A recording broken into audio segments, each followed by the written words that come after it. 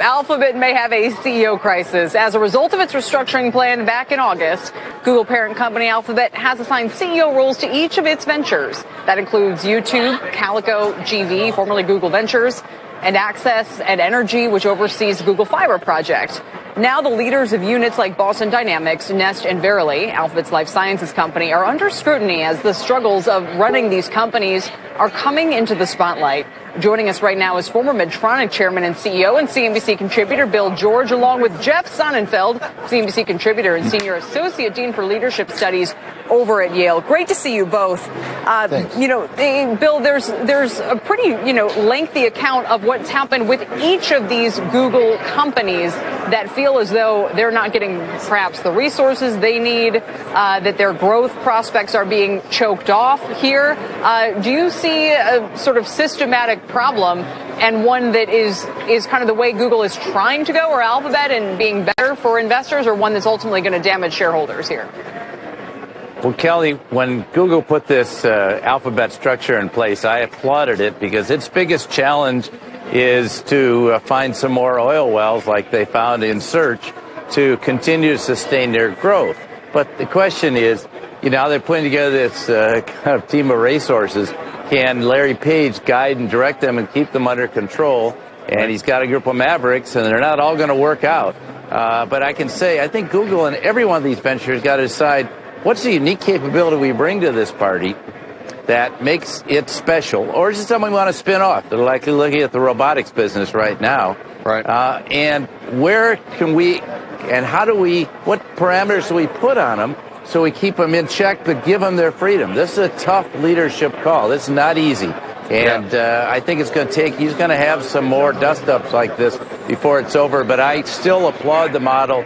And I think a lot of these things are very exciting, and they're going to have to see, can they prove it out? And as one of the most senior Google executives told me, the jury's still out on how this is all going to work. But I think it's a noble experiment. Jeff, what do you think? I mean, I know you think this is just growing pains for the most part, but should they give a little more autonomy to each of the CEOs that they're assigning to these divisions?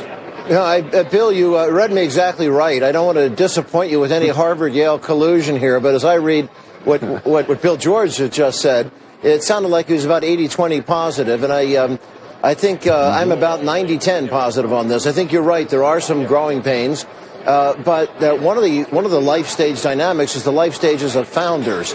And we have just seen, as we look at Pandora today, with a founder returning. We've seen in recent months with Jack Dorsey, with Twitter, founder returning, trying to play off the model of Michael Dell or Howard Schultz or the late Steve Jobs, is that sometimes business, they leave and come back. In this case, it's more of an ambassadorial model rather than a general who returns to battle, is they want to stay a part of the business, but give them a chance for some new opportunities for growth for the CEO without holding the business back, the core business back. However, the new businesses have their own life stages, and that's what Bill George was just referring to. And the challenge there is, what is their model? You remember we had those internet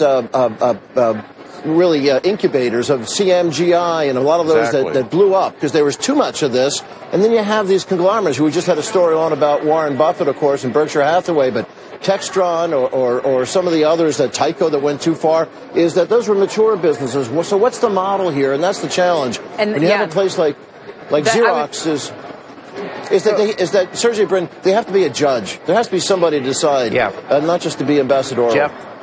Go ahead, Bill. Jeff, I think that's a very good point. They got to decide what their unique expertise. For instance, they did a fabulous job in optical lenses and wound up selling it to Novartis. Okay, they got monetized the technology. Do they want to be in self-driving cars? Do they want to control the software? And what about moonshots? What role are they going to play? And I think Larry's got to decide. This is a real test for Larry's leadership. I have a lot of confidence in what he can do, but how does he keep this stable of resources all in the same track? He sees himself as recruiter-in-chief, and I think you've nailed it, Bill. He has to be more than recruiter-in-chief. He has to somehow make more than ambassadorial decisions. They have to figure out where they invest. And you look at Project Loon, that's going extremely well, too, bringing internet to half the world. I was just going to say, though, it seems like in a way this is evolving as a trade-off, at least on the surface, between Alphabet trying to give investors more clarity, guys, over what these different divisions are up to and what they're doing, and these divisions themselves feeling like their wings are being clipped as a result. Is that wrong, Bill? I mean, does that tension have to exist? No, that tension definitely exists.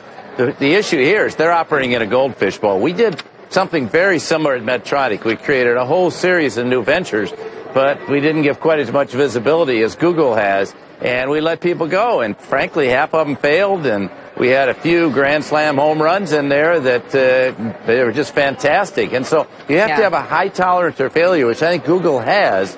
But at the same time, you can't just let them go off running on their own and spending billions of dollars without some form of corporate oversight and constraint. And that's Larry's job right now. We're more used to that university world. Yes. Yeah. All right. We said this morning. You sure are. We are. When we talked about this story this morning, we said, wouldn't it be great if we could get either Bill George or Jeff Sonnenfeld on to talk about it? And they both said yes. We had an embarrassment of riches today. Thanks, guys, as always. Thank you, Bill. Thank you, Kelly. Thank you, guys.